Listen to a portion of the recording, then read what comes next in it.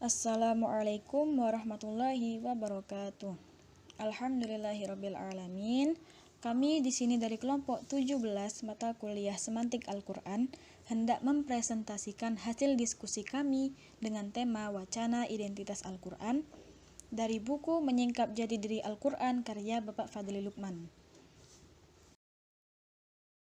Sebelumnya, izinkan saya memperkenalkan anggota kelompok kami yang terdiri dari 5 anggota, yaitu yang pertama ada Mas Hamada Hafidhu, ada Mbak Sinta Tisia Az-Zahra, ada Mas Zayan Adib Kautsar, ada Mas Farel Pasis Lilah Ramadanto, dan saya sendiri, Eka Novita Utami.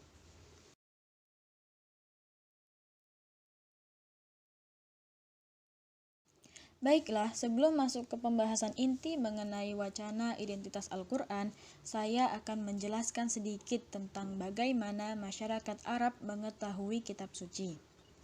Latar belakang masyarakat Arab itu ada dua, yakni masyarakat yang mengerti dengan syair atau disebut dengan masyarakat ummi, dan masyarakat ahli kitab yang mengetahui kitab-kitab suci terdahulu. Masyarakat ummi adalah masyarakat tradisional dengan corak paganisme yang berlatar belakang kuat dengan syair, sedangkan masyarakat ahli kitab adalah masyarakat yang beragama Yahudi dan Nasrani yang notabene-nya memiliki kitab suci. Nah, dari latar belakang ini, Nabi Muhammad dengan risalah Al-Qur'annya ingin masuk ke paradigma masyarakat Arab pada masa itu, tentang bagaimana mengenalkan Al-Qur'an dalam bagian tertentu itu mirip dengan syair, yaitu karena Al-Qur'an dilantunkan atau proses transmisi atau penyebarannya itu secara oral atau melalui ucapan. Kemudian Al-Qur'an itu dimengerti oleh masyarakat ahli kitab sebagai kitab karena seperti kitab yang sudah ada sebelumnya. Masyarakat ummi merasa inferior dari ahli kitab. Al-Qur'an kemudian mulai mengkonstruksi bagian ini dan secara perlahan menciptakan kategori ketiga, yaitu munculnya kitab suci baru secara perlahan dan satu persatu.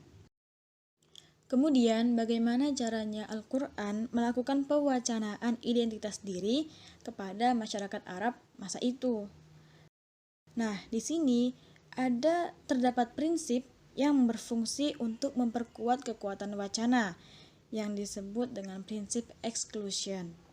Prinsip ini memiliki 3 strategi, yaitu yang pertama prohibition, yang kedua division and rejection, yang ketiga yaitu opposition between true and false. Namun di sini nanti akan lebih dijelaskan mengenai strategi division and rejection. Strategi division and rejection adalah menetapkan kategori-kategori lalu menerima kategori tertentu dan menolak yang lain. Al-Qur'an sejak awal sudah dipertemukan dengan tradisi syair masyarakat Makkah sebelum menghadapi ahli kitab.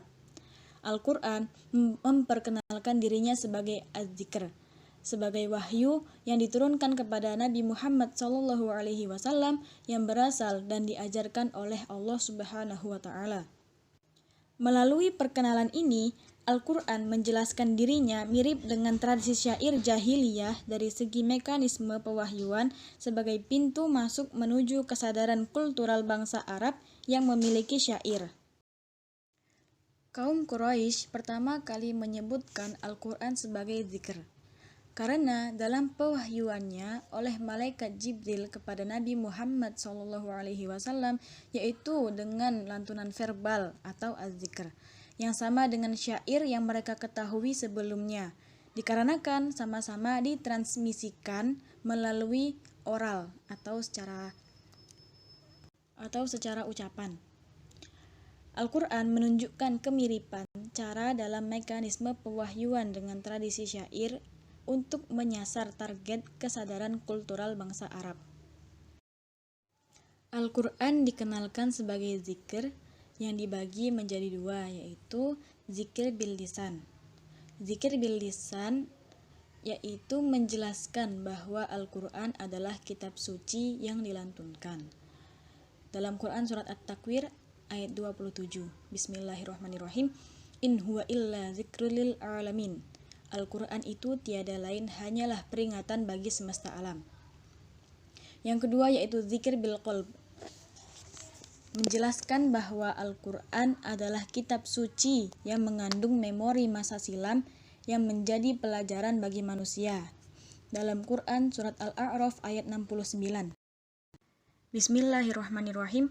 Awa ajibtum an ja'akum dzikrum mir rabbikum ala rajulin minkum liyunzirakum wadhkuru ij'alakum khulafa'a min ba'di qaumi nuhin wa zadakum fil khalqi bastah fadhkuru ala Allahi la'allakum tuflihun.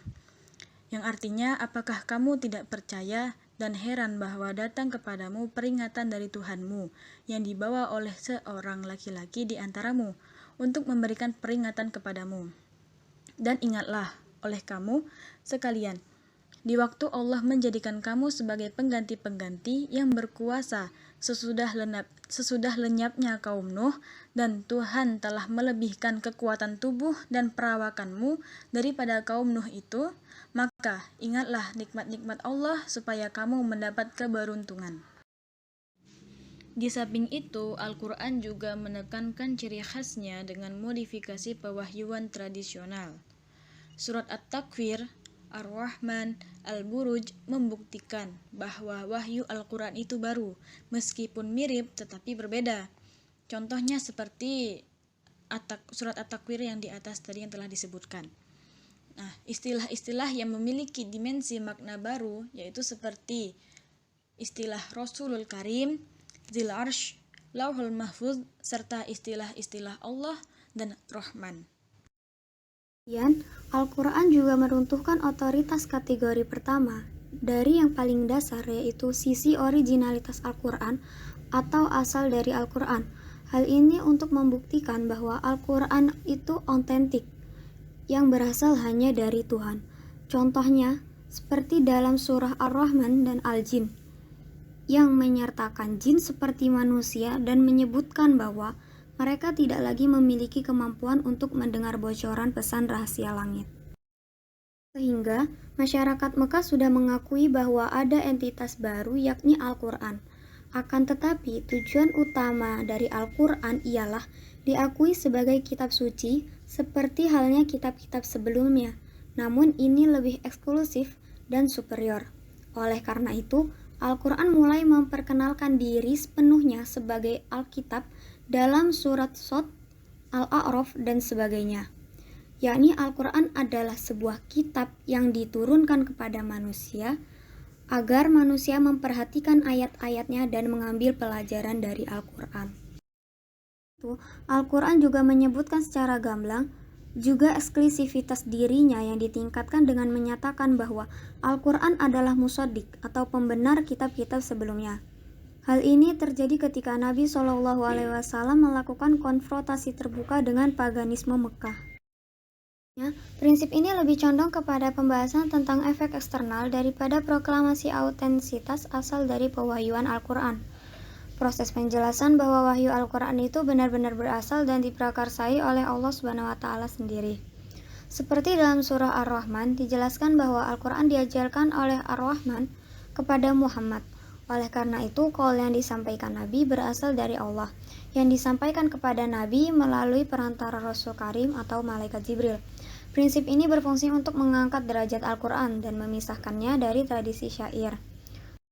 Seperti yang termaktub dalam Ar-Rahman ayat 2, yang artinya yang telah mengajarkan Al-Quran. Sehingga prinsip ini begitu ditekankan dalam Al-Quran hampir pada setiap fase dakwah Nabi Muhammad SAW. Seperti dalam surah Ar-Rahman, Shad, Al-Buruj, secara berurutan dijelaskan perihal self-identity Al-Quran di surah Shad, Al-A'raf, Yasin, Al-Furqan, Fatir, Toha, dan sebagainya. Hal ini berada dalam fase Mekah. Kemudian surah Al-Baqarah, An-Nisa, Al-Hasyr, dan seterusnya berada dalam fase Madinah. Istilah atau term yang digunakan untuk menunjukkan penggunaan prinsip ini adalah term anzala, nazala, dan auha dengan subjek yang mengacu kepada Tuhan. Demikian, singkatnya adalah sebagai strategi Al-Quran untuk mengenalkan dirinya dengan peran saling menjelaskannya satu ayat dengan ayat yang lain dalam Al-Quran. Contohnya dalam penekanan secara kontinu perihal wacana authorship yang dimulai pada surah At-Takwir dan Ar-Rahman. Dalam ulumul Quran dikenal dengan istilah tafsir bil ayat, Al-Quran yufasiru ba'duhu ba'da. Selanjutnya, dalam penjelasan mengenai segala sesuatu yang terkandung di dalamnya, Al-Quran terkadang menjelaskan secara singkat, atau malah bisa panjang, terkadang umum dan ada yang khusus. Oleh karena itu, fenomena demikian menjadikan pemahaman yang dibangun di dalam Al-Quran menjadi komplit. Namun prinsip komentar yang digunakan dalam self-identity Al-Quran ini bukan dalam ranah tafsir, hanya untuk mempertahankan pewacanaan terhadap Al-Quran. Selanjutnya, fungsi tersebut terbagi menjadi dua. Pertama, untuk memperkenalkan dirinya sendiri di hadapan bangsa Arab yang memiliki tradisi syair yang masyhur yang diiringi dengan pengenalan konsep eskatologi.